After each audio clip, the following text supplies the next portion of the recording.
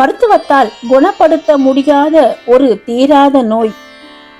மரணத்தின் விளிம்பில் நின்ற ஒரு மனிதன் ஒரே ஒரு பாடல் பாடி அந்த நோயிலிருந்து விடுபட்ட அதிசயம் உங்களுக்கு தெரியுமா? அந்த பாடலே உயிரை காத்ததா என்றால் ஆம். அந்த அதிசயம் நிகழ்ந்த இடம் அதிகை வீரட்டானம். அப்பர் பெருமான் தன் உயிரையே உருக்கி பாடிய முதல் தேவார பாடலை இன்று நாம் கேட்கப் போகின்றோம்.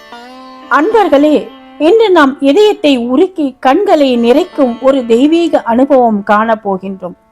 சமண சமயத்தில் தர்மசேனர் என்ற பெயரில் இருந்தவர் கொடிய சோலை நோயால் வயிறு துடித்து உயிர் போகும் நிலையில் கதறி அழுது சிவபெருமானை நோக்கி பாடிய முதல் பாடல்தான் இது. கோற்றாயனவாறு விளக்க கிள்ளீர் கொடுமை பல செய்தன நான் அறியேன்.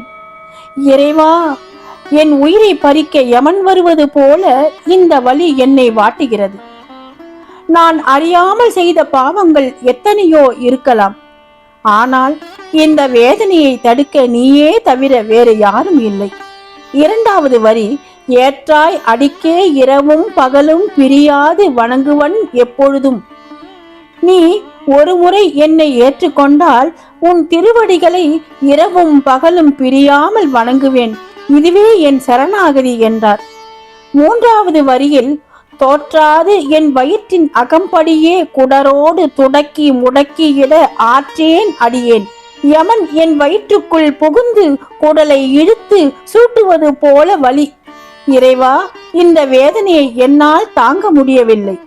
கடைசியாக சொல்கின்றார், அதிகை கெடில வீரட்டான துறை அம்மானே, கெடில நதிக்கரையில் வீட்டிருக்கும் வீரட்டான துறை அம்மானே, இந்த அடியேனை தடுத்தாட்கொள்ள வேண்டும் என்று.